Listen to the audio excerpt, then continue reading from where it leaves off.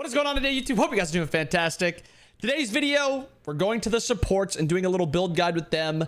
Again, these are just guides. It's guiding you. It's not build this every game and you'll dominate and it's the best build. No, I'm showing you a potential build that you can run that does have games where it is the best build, but it's not always going to be the best build. Sometimes you're going to need to counter build, anti-heal, anti-strength. You're going to need more magical protections. Maybe you need to do a little bit more damage. Stuff like that is going to happen. If you really want to get good at the game, you're going to have to learn how to counter build. But this video is not for counter building. Maybe eventually I'll go into a counter building guide, but for now, we are just focusing on support. Just a little guideline video. I'll give you all 7 items just as a build that I've been running that I think is very good, and you guys can take it from there. Yes, this is something you can build in most games, and it's still going to be very good. It's just not always going to be the best. We're focusing on the 4 supports today: Ares, Athena, Bacchus, and Ymir. Starting with Ares, because it's ABC order. The build that I've kind of crafted with Ares is a... Also, you're going to see a whole lot of heroism into Thebes. Only one of the gods is not building Thebes. You should have either Thebes or Prophetic in every single one of the builds, and it should be your starting item. They're just so much value at the beginning of the game, and they also scale into the late game. I think Ares has a slightly harder time stacking Prophetic, so I go for the Thebes. Ares passive gets a lot of value from cooldown and from protections, so a lot of the build is going to be focused on that. This breastplate early gives a few protections, but it gives you that cooldown that you're really looking for. You get a lot of extra health from Gauntlet of Thebes. You get good protections. This is mostly to give you that cooldown and physical protection to live a lot of the physical gods. Most games don't have a ton of magical oriented gods. It's usually 3 physical, 2 magical. Obviously keep an eye on that. If they have like 3 magicals, obviously go this Voidstone first and then go breastplate. But breastplate into Voidstone, this allows you to do a lot of damage. It gives you a lot of utility in your build.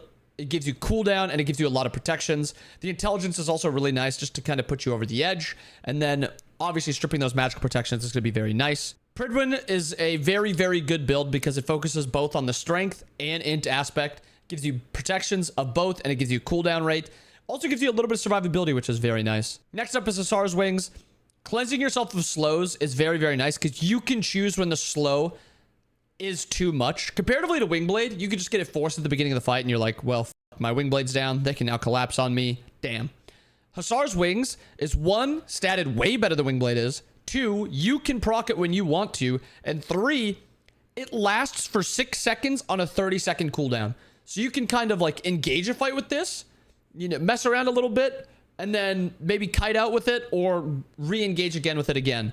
I think Hussar's Wings are very good on a few of the gods, but on Ares, I think it's really, really strong. And then Helm of Darkness kind of allows you to play fights really interesting. Popping the invis and then being able to like walk around, look for a gank, and then just pop ult and then blink off of it gives you a lot of playmaking potential that I think hasn't been fully used yet. Also, some cool things you can do is you can pop the speed first and then the invis one.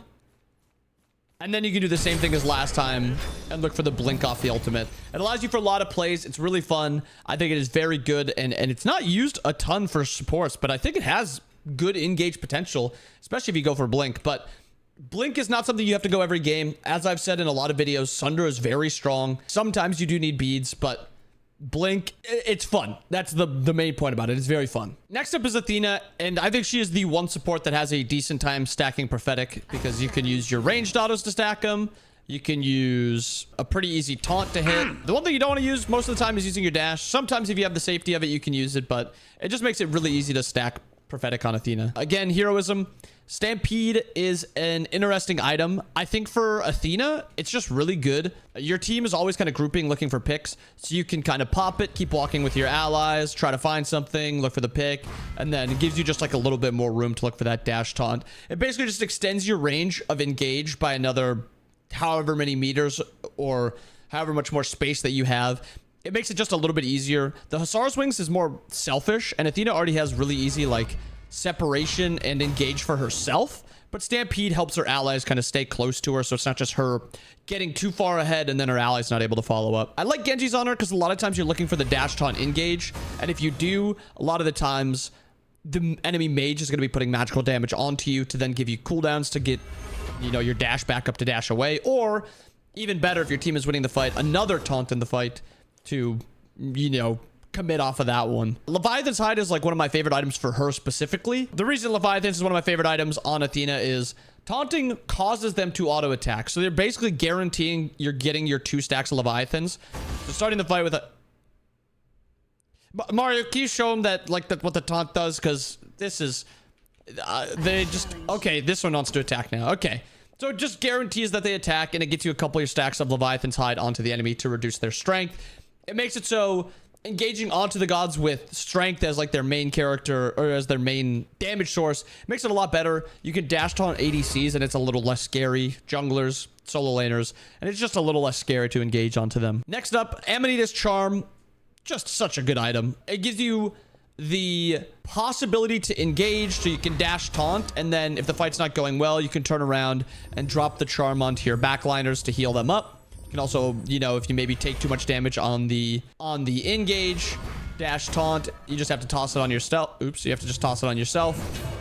And then you can kind of fight in that, get a little bit more survivability that way. And then lastly, the purification is actually just really nice if your allies are getting committed to. If they have something like a Blink Ares, if they have a Fenrir and you're really worried about him, just pop it, beads yourself, cleanse your allies around you. It's just a really nice item. Athena doesn't really need too many items because she's got a really complete kit for what it does. It's just really good for engage, and that's about it. Her ult gives her a little bit of survivability to her allies, and so does the mushroom and the talisman of purification. Next up is Bacchus, and this is probably the easiest of all of them. It's very, very simple because of how strong his just base numbers are. You're just going to build really stat efficient items and just something that like gives you a little bit of hybrid damage. So heroism into Thebes, very simple. Cooldown from breastplate, a little bit of physical protection because you want to be able to spam. Voidstone for that little bit of extra damage, some magical protections, and survivability. The shred is also very nice. Binding is more shred. This allows you to threaten both frontliners and backliners. Pridwin is the cooldown, and it's also just a little extra survivability or damage. And then Spirit Robe just to make yourself unkillable. The insane part about this is the damage scales so much from protections. Look at that.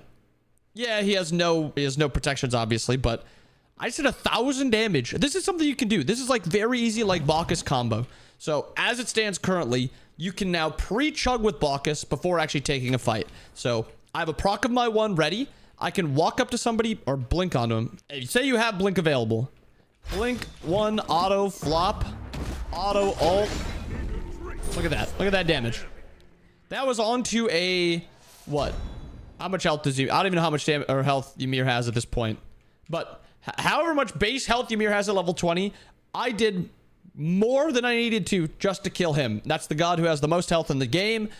If I am on a squishy, I am one-shotting them. If I am onto a hybrid god, I am killing them. If I am onto a tank, I am doing 60% of their health. It is insane how much damage this god does with just building tank items. Like, guys, I have 1 damage item and the rest is just tankiness. It's insane. There's not a ton to say with Bacchus because the build is pretty set right now. It's not like you need to build actives or stuff like that. Obviously, if like they're focusing you and you don't have beads and they just keep killing you, feel free to sell that Spirit Robe for this purification item because it gives you the survivability you need. This is not going to give you as much damage, but it's going to give you a little bit more cooldown, going to give you some max health, and it'll give you magical protection. So is your damage even going to drop off that much? Not really. Lastly, the god I've been having the most fun with, Ymir. Again, starts pretty much the same.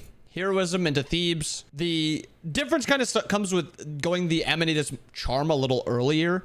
This kind of gives him that survivability from using that percent HP that supports kind of get a lot more of. Ymir is the most base health in the game, so I'd like to try to abuse that. That 5% max HP early game is going to be a lot nicer on him than it is going to be on other gods. The value of having these 2 different actives that control the enemy's movement speed, that's kind of where you're getting Ymir's survivability along with his 1. The cool thing about Ymir now is like the rocket jump. The rocket jump now kind of allows you to look for an engage off of it. Or if the enemy team is looking to commit onto you, say they're charging up an Athena dash taunt, you can kind of just throw at your feet, rocket jump away. I like combining it with this wings because Ymir's very easy to lock down if you have slows. But this movement speed with that and then combined with the rocket jump makes it a really cool combo that is just very hard for you to get committed onto. On top of Pharaoh's Curse, the stats it's giving you are just very nice for Ymir. The cooldown reduction and then that attack speed, you can really feel early game. It feels like you have just so much attack speed. With how much base damage Ymir gets from his attacks early game, and even into the mid game, You can pretty easily commit to a mid laner, a jungler, an ADC, sometimes even a soul laner if you're far enough ahead, and just kill them with this extra attack speed and damage. So that's something I've always liked. The Leviathan's Hide and the Oni Hunter's Garb is just for that late game. Ymir is very susceptible late game. A lot of your engage comes down to doing like this. And that's time where they can just hit you with damage. So I like just trying to build as tanky as I can with these last couple items. The Hide's giving you a lot of physical protection, also reducing their strength. And then the Oni Hunter's Garb is giving you the mitigation and the magical protection on top of the max health late game.